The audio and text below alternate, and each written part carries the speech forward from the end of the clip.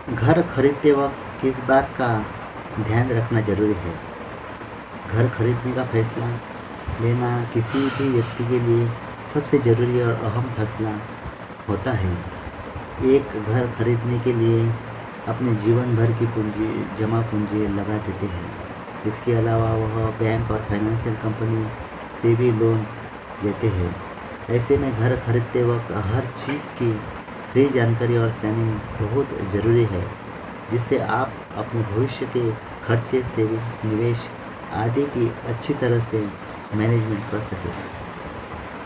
अगर आप भी अगले कुछ महीनों या तो साल में घर लेने की प्लानिंग बना रहे हैं, तो कुछ ज़रूरी बातें आपको ध्यान में रखना ज़रूरी है।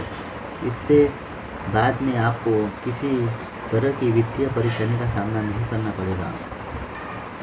घर खरीदते समय इस बात का ख्याल रखने की ज़रूरत है कि आप घर किस उम्र और कितने समय के लिए खरीद रहे हैं। कई लोग अपनी नौकरी की शुरुआती दौर में घर खरीदते हैं। ऐसे में बाद में वह किसी दूसरे शहर या किसी दूसरी जगह जाकर बस सकते हैं।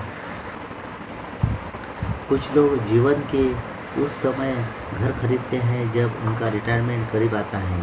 ऐसी स्थिति में उन्हें बाकी का जीवन इस घर में ही बिताना है। ऐसे में दोनों में घर खरीदने की प्लानिंग अलग अलग होती है।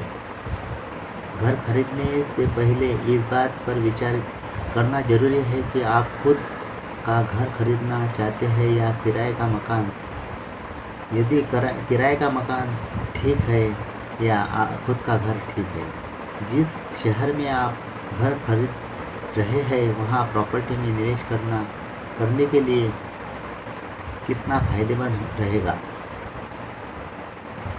घर खरीदते वक्त अगर आप लोन ले रहे हैं तो ऐसी स्थिति में आपको यह कैलकुलेट करने की ज़रूरत है कि आपकी सैलरी कितनी है। ईएमआई कटने के बाद आपके हाथ में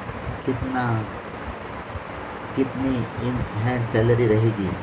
इसके अलावा घर खरीदने के बाद आपके पास कितने पैसे बचेंगे। घर खरीदने के बाद व्यक्ति को इसमें इमरजेंसी खर्चों की भी व्यवस्था रखनी चाहिए। कई बार लोग घर खरीदते वक्त इन खर्चों का ध्यान नहीं रखते। ऐसे में बाद में किसी आपात स्थिति में बड़ी परेशानी पड़ जाती है। घर खरीदने के लिए अगर लोन की सहायता ले रहे हैं तो इस बात का भी ख्याल रखें कि अगर लोन वाले व्यक्ति की नौकरी छूट जाए तो या तो उसकी मृत्यु हो जाती है, तो ऐसी स्थिति में घर की किस्त या बचे हुए लोन अमाउंट को कैसे रीपे की जा सकता है।